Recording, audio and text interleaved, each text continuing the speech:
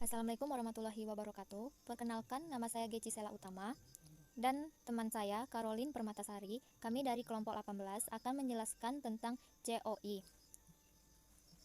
COI adalah merupakan bentuk evaluasi ekonomi yang paling awal di sektor pelayanan kesehatan. Tujuan utama COI adalah untuk mengevaluasi beban ekonomi dari suatu penyakit pada masyarakat, meliputi seluruh sumber daya pelayanan kesehatan yang dikonsumsi. Studi COI dapat menggambarkan penyakit mana yang membutuhkan peningkatan alokasi sumber daya untuk mencegah atau menterapi, tetapi mempunyai keterbatasan dalam menjelaskan bagaimana sumber daya dialokasikan karena tidak dilakukan pengukuran benefit. Studi COI yang komprehensif meliputi baik biaya langsung maupun tidak langsung. Biaya langsung mengukur opportunity cost dari sumber daya yang digunakan untuk mengatasi penyakit tertentu. Sedangkan biaya tidak langsung mengukur nilai sumber daya yang hilang karena penyakit tertentu. Meskipun beberapa studi juga memasukkan intangible cost dari nyeri atau sakit, biasanya pada pengukuran kualitas hidup. Kategori biaya tidak dihitung karena kesulitan menghitung biaya secara tepat. Tipe COI, studi cost of illness dapat dilakukan berdasarkan data epidemiologi, yaitu pendekatan prevalensi atau insidensi. Metode yang dipilih untuk menghitung biaya, yaitu top down atau bottom up, dan hubungan antara awal penelitian dan pengumpulan data, yaitu studi retrospektif dan prospektif.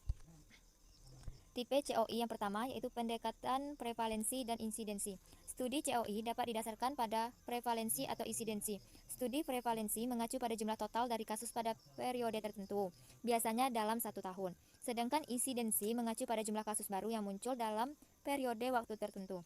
Pendekatan prevalensi memperkirakan biaya penyakit atau kelompok penyakit pada suatu kasus yang terjadi dalam periode 1 tahun, baik biaya langsung maupun produktivitas yang hilang.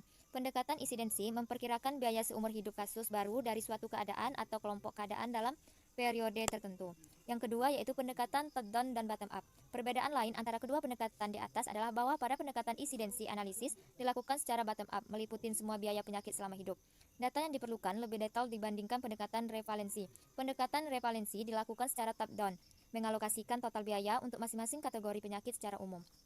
Pada pendekatan bottom up, memperkirakan jumlah input yang diperlukan, dan langkah kedua adalah memperkirakan unit cost dari input yang digunakan.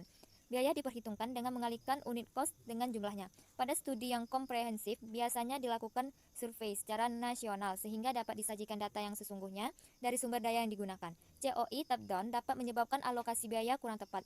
Pertama, disebabkan pengeluaran biaya pelayanan kesehatan nasional bisa lebih rendah atau lebih tinggi dari biaya langsung total. Tipe yang ketiga yaitu cost of illness prospektif dan retrospektif. COI dapat dilakukan secara prospektif dan retrospektif, tergantung dari hubungan antara waktu penelitian dilakukan dan pengumpulan data. Pada studi COI retrospektif, saat studi dilakukan, semua kejadian yang relevan sudah terjadi.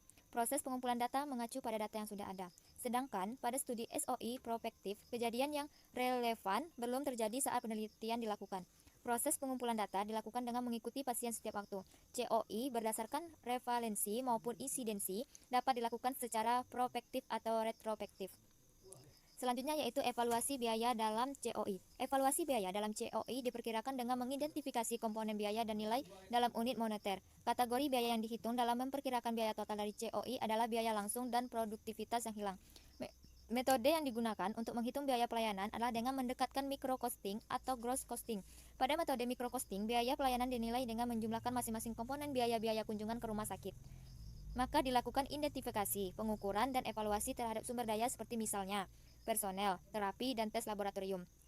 Dengan kata lain, bahwa micro costing menggunakan pendekatan bottom up, yaitu perhitungan komponen biaya produktif atau input untuk mendapatkan output. Sebaliknya, dengan pendekatan gross costing, biaya pelayanan, misalnya kunjungan ke rumah sakit, dinilai secara top down, yaitu dengan cara membagi total biaya pelayanan dengan jumlah total pelayanan yang dihasilkan dalam periode waktu tertentu. Baik, sekian dari penjelasan kelompok kami. Bila ada salah-salah kata, kami mohon maaf. Wassalamualaikum warahmatullahi wabarakatuh.